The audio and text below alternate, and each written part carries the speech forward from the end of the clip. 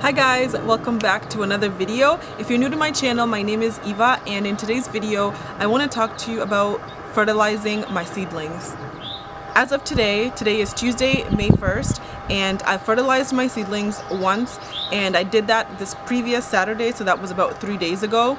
And I was actually supposed to fertilize my seedlings. In today's video I was going to fertilize them today and show you how I fertilize them, but I had a little bit of a situation and I want to talk to you a little bit about that and explain why I had to fertilize them a little bit earlier than I anticipated.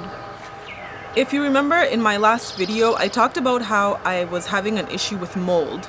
And in the video I did mention that I thought it was because I was overwatering, because my watering schedule at that time was once every 3 days. So I was like, okay, I'll cut back to once every 4 days and see if that makes any type of a difference. And so I did that, and I was doing that for maybe, I want to say about like 2.5 weeks. And then last week I went on vacation. And before I went on vacation, I watered my plants. I went on vacation on Wednesday and I last watered my plants on Monday. And then I came back on Saturday, and within that time they did not get watered at all. So they went from being watered on Monday to being watered again on Saturday, and they completely dried out, and I was kind of in a panic. So I decided that I was going to water them and fertilize them on Saturday when I came back, because so much damage had already been done and I didn't want to continue doing the damage and wait until today's video to fertilize them, because the plants look really dry. They look really like they don't have a lot of nutrients in them and they're not looking too good, so that's what I ended up doing. As far as the molding issue is concerned, I still have mold even without the overwatering. So it doesn't seem to be that it's the fact that I'm overwatering, and it doesn't seem to be the fact that it's anything that I'm doing. So I'm thinking it's either the potting mix itself or the seed starting trays that is causing the mold to happen. So now that we've covered that, let's talk about the fertilizers that I will be using. So the fertilizer that I used on Saturday is this liquid fertilizer, and I have two different types of fertilizer here in front of me. I have a liquid fertilizer and then I have a solid fertilizer, and there are a couple of differences between the two of them, and that's what I wanted to talk about in today's video. So when you go to the store and you're trying to decide what type of fertilizer to buy, you want to look at these numbers here on the back, and I'll zoom in so that I can show you the numbers here on the back. But they're on this one it's 222, and on this solid one it's 344. Now the 222 represents the total amount of nitrogen, phosphate and potassium, and it's in percentages. So there's 2% nitrogen, 2% phosphate, and 2% potassium. And then in this one it's 344. So this one is a low dose and this is a bit of a higher dose, and you can buy even higher doses than this one. Both of them are kind of pretty low in dosing, but I've used them in the past and they've worked great for me, so I'm gonna continue using them. Another difference between the two of them is that this is going to be available to your plants instantly. So as soon as you mix this up with a gallon of water and you water your plants, the ingredients in here are going to be available to your plants for them to start feeding on immediately.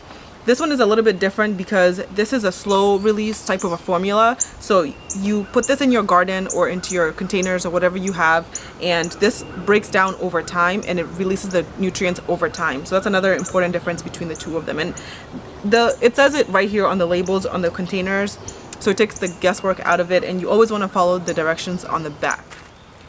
One thing I really like about this bottle in particular is the fact that it actually measures out exactly what a dose is.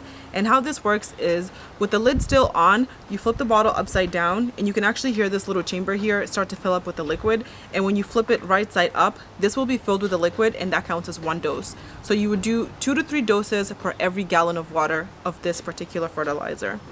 So my plan is to fertilize my seedlings twice, and I already did so last Saturday, and 2 weeks from Saturday I'm going to fertilize them again with this liquid fertilizer, and then hopefully in 3 weeks time I'm going to be transplanting them outside because the weather is kind of getting nice outside, which is why I'm here. And then my plan is to use this once they go outside, and the way I do that is, before I even transplant anything into the garden, I will sprinkle a little bit of this into the soil, and usually this will last me throughout the season. It did last year, but I have a feeling with the way things are going, I might need to add this liquid fertilizer again, maybe once or twice more during the season, and if that doesn't work, I will just get a stronger fertilizer.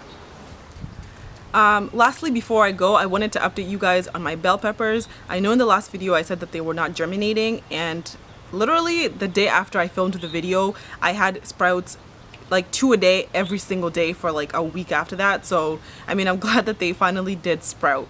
In my next video, I will be planting peas and hopefully potatoes. I've never grown potatoes before, and I'm gonna be growing them in containers, so I'm excited to see how that goes.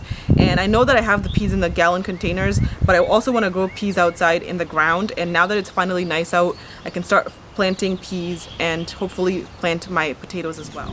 I'm really enjoying filming these videos because although I'm making mistakes, number one, I get to see myself in video from the beginning until the end, and I can watch all my videos towards the end and know exactly what I did and what kind of mistakes I made, and then hopefully next year I won't make the same mistakes. And number two, you guys get to see it and you guys hopefully get to learn and not make the same mistakes that I made. Thank you so much for watching. If you haven't already, please check out my previous videos. I will link them in the description box down below. And if you have any questions, any comments, and any suggestions, especially about the mold situation, please don't hesitate to leave that down below as well. And with that being said, I will see you guys in my next video. Bye guys.